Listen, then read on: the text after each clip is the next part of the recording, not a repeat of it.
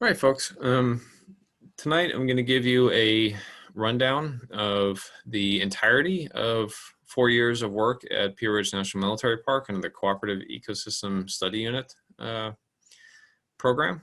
I am Carl Drexler, station archaeologist at SAU. This is a joint effort with Dr. Jamie Lockhart, head of the Computer Services program at the Survey Office in Fayetteville. And this is work that is going to be very familiar to a lot of you because y'all volunteered on essentially every phase of this. But if you weren't, welcome. And just by way of orientation, I'll start off by introducing battle at Pea Ridge, fought March 7th and 8th of 1862 here in Benton County. Very northwest Arkansas. It was the most important battle of the war in Arkansas during the Civil War. Union's success at Pea Ridge safeguarded St. Louis for the balance of the war and facilitated campaigns down the Mississippi River. I'll give you that whole story some other time. If you button hook me next time, we can all be together. But battles fought in 1862. In the 1960s, Pea Ridge National Military Park is established to commemorate that event. It's a 4,300 acre piece of the Ozarks. This is a very carefully reconstructed mid-19th century landscape, an important tourist resource for the area. This thanks in large part to Edwin Beers, the chief historian for the National Park Service, who passed away about a week ago. So pause a minute to remember him and all the work that he did to create this park as we know it today.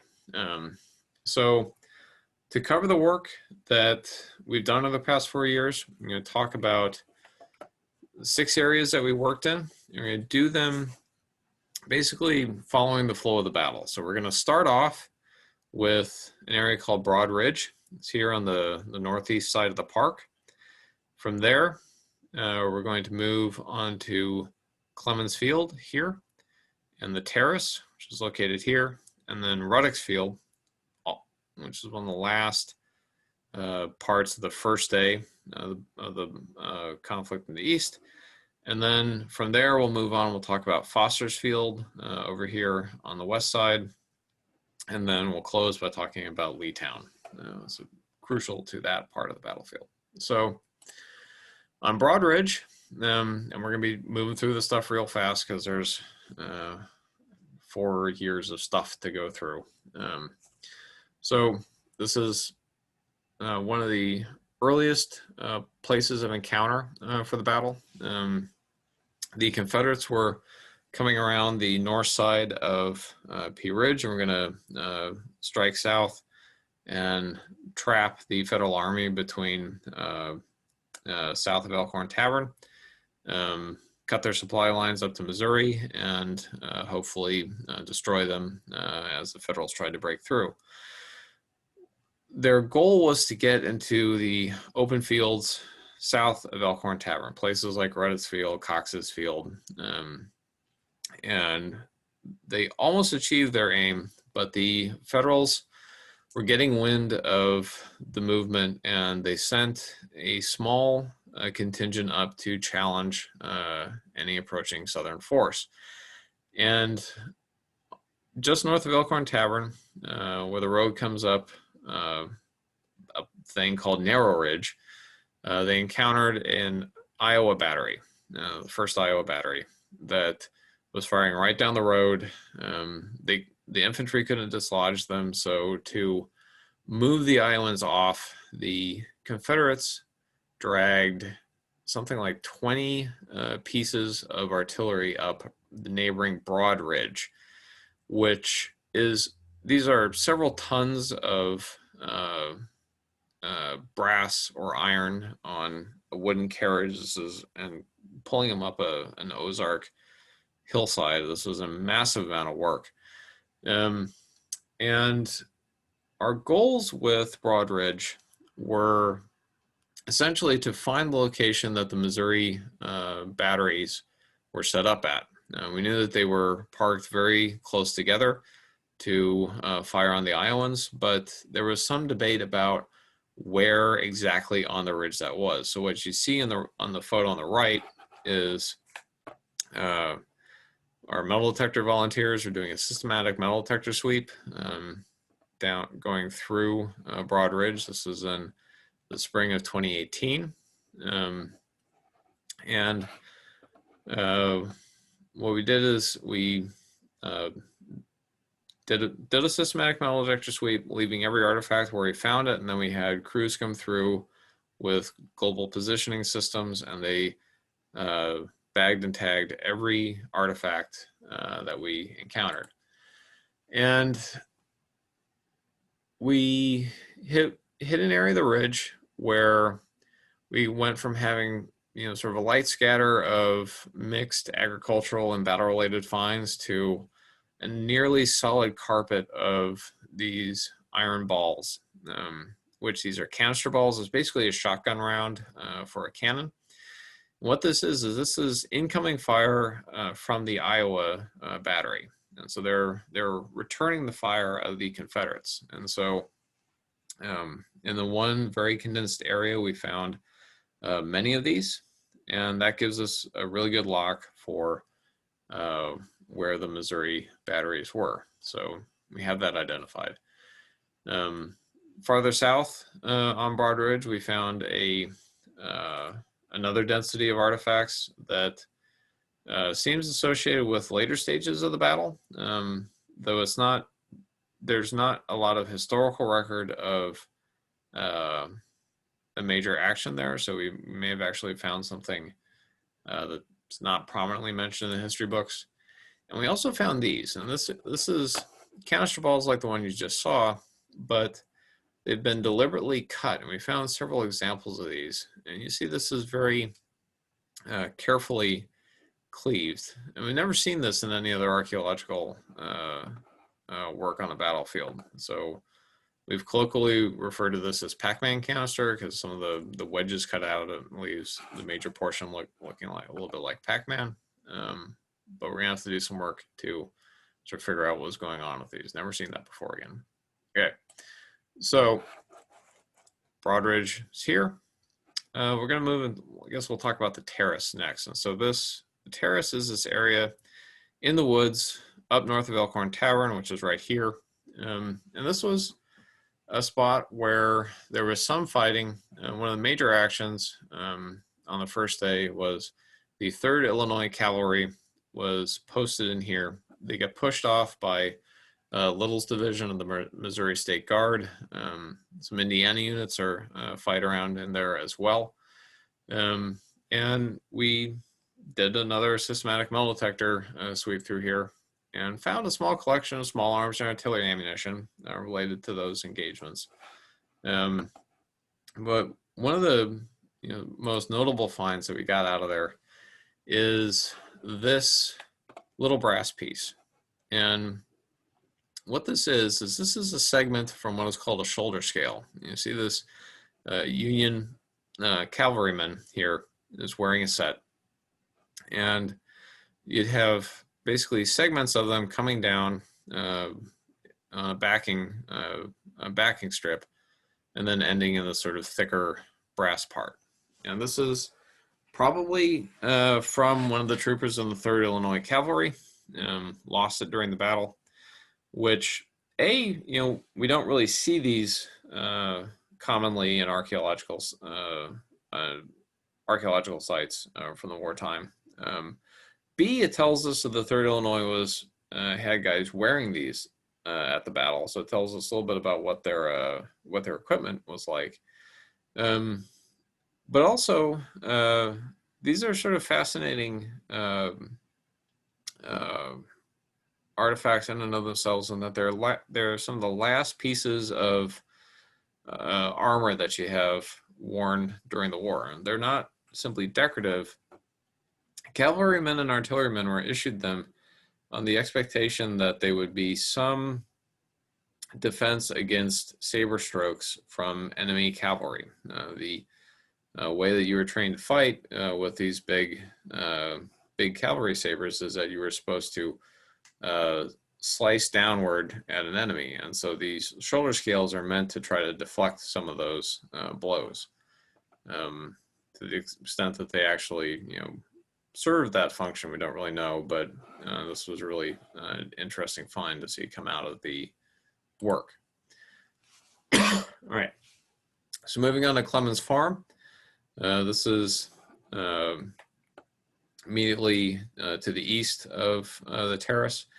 Back in the early 2000s, there had been a bunch of metal detection in this field, Clemens Field. It's a major scene of fighting, but there hadn't been work done in the actual old farmstead, which is interpreted by the park as having the house foundation and the barn foundation. They have some slight topographic expression to them, so it's pretty clear that there were buildings there. And so we started off, Dr. Lockhart performed a gradiometer survey there. Those two foundations are marked here. You can see the scatter of magnetic dipoles going around, suggesting features and artifacts.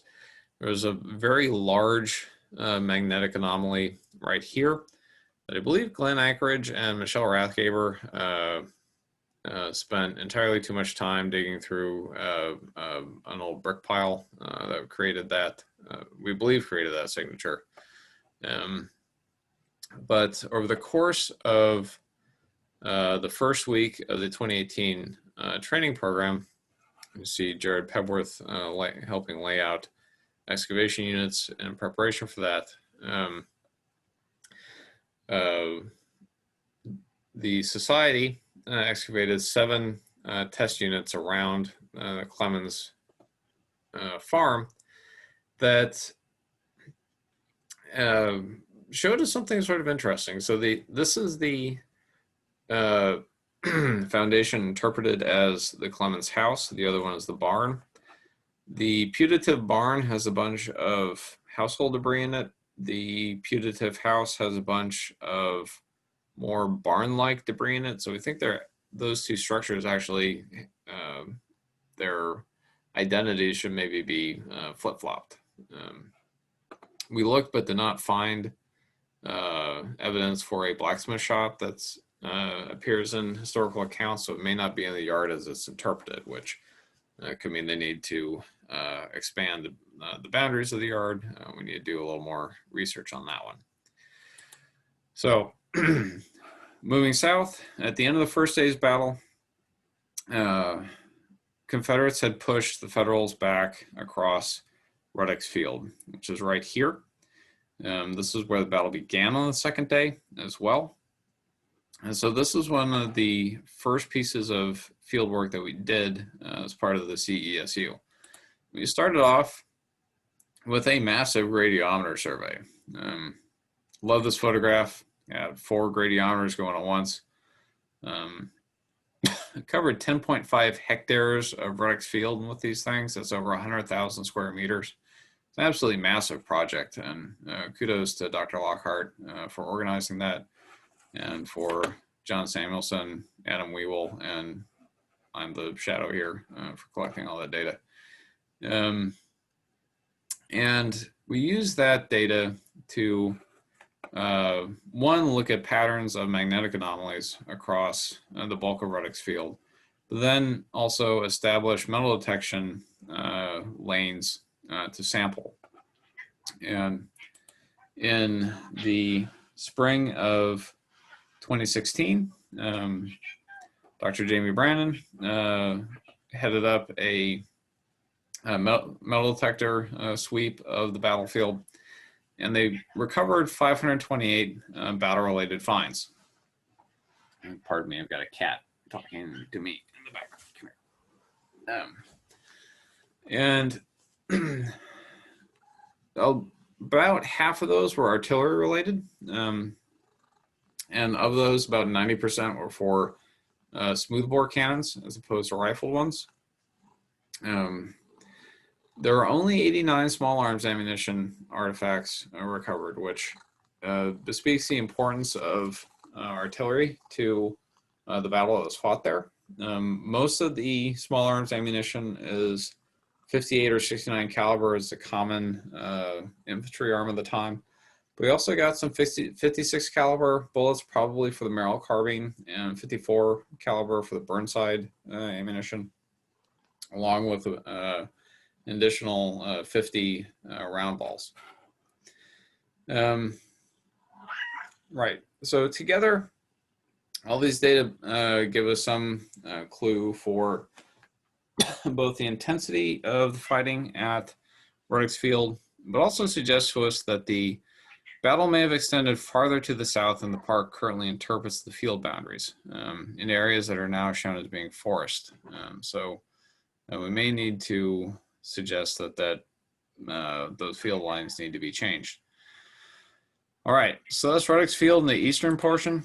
Now we're going to go out west to where the western battlefields at Pea Ridge focused around a little hamlet called Leetown, and were a very disjointed series of engagements, thanks in part to the early death of Texan Ben McCullough, who was a Confederate commander on the site. So I'm going to talk first about Foster's Field here, and then we'll move on to Leetown.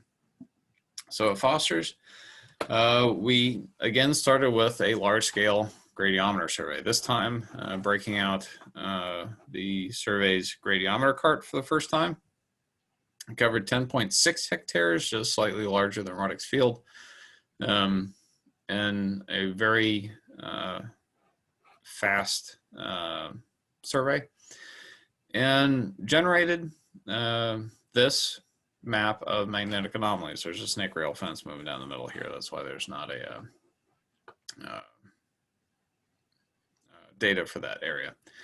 So the resulting map gives us magnetic dipoles, and we decided we're going to move in following that with systematic metal texture survey. And we did this during the 2018 Society training program. And I should note that this was not the first time that Foster's Field had been metal detected. The NPS crew had swept it in the early 2000s and found 25 artifacts. We did a little better.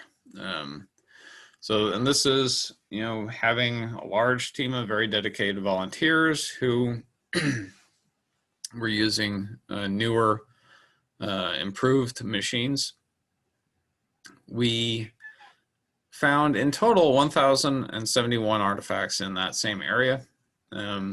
Ultimately, we recovered 375 of those. The other 696 were determined to be agricultural debris and very recent. And a lot of hay rake tines in there. And it's interesting to note that of the 375 artifacts that we brought out of the field for further analysis, only 35 of them were actually battle related. And I think this is an index of the intensity of the fighting at, say, Redux Field and some of the areas in the east to Foster's in the west, where you had a very brief opening engagement. And then most of the action, most of the fighting took place in Morgan's Woods and Oberson's Field to the south. Now, beyond the metal detector survey, we tested several areas around Foster's Field with open block excavation. Partly this was the 2018 training program, as well as the University of Arkansas Archaeological Field School at that time. So we tested the remains of a farmstead in the northeast corner of the field. That's what you see here in the photograph. Established that most of those structures are clearly postbellum. We had several society members test a possible foundation thought to be a place called the Sturdy Farm for Elizabeth Sturdy. Plenty of broken stone, but it was completely free of artifacts. Don Bragg, thank you for your yeoman work on that. I think this may be a spoil pile from a rock mill that was in the area around the turn of the 20th century. In the southwest corner of the field was the location that historians posited was the site of the Wiley Foster cabin, giving the name to the field, and also, an important landmark for orienting everything, all the action that took place on the battlefield. Dr. Lockhart performed a radiometer survey. We did some shovel testing and clearly established that that cabin was somewhere else. More work for another day. So we were also intrigued by this area of dipoles right here in the middle of the field. Generally, we take this kind of patterning to be magnetic artifacts with a historic farmstead. Things like nails will create that real dense distribution. We dug 3 2x2 meter units there and found essentially no artifacts. And when we think this is not actually a historic house site, but it's actually a dense scatter of highly magnetic, naturally occurring rocks. All right, so I'm going to tie everything up talking about Leetown right here in the southwest corner of the park. And we're not going to get into the 2018 training program. That wasn't part of the CESU, but we are going to talk about the 2017 University of Arkansas Field School, which laid the groundwork for the 2018 training program. We had students from the U of A come out, and we tested several places around Leetown, and then focused very heavily on this structure that had been standing in the 1960s and then cleared away when the park was created, and the understanding that this was not part of the historic landscape of the time of the battle period. As we got digging into the house, found this cellar feature here that included everything down to probable 1840s component to it. So it looks like there was actually a wartime component to the structure. And so when I went out there in 2018, well, that's a story for another day, but much expanded our work on this site, on this house in particular, and helped really bring into focus what the village of Leetown, where it was, got us an entree into what it looked like, and this set us up for it. So that is the extraordinarily brief overview of what 4 years of collaboration between the Park Service, the survey, and the society can generate about this battlefield. It produced an amazing amount of information. We're very glad to have had so many people's help, and we look forward to continuing our partnership with the Park Service and the Society. Hopefully, some small projects in the future with it. So, thank you, everyone, and that'll do it.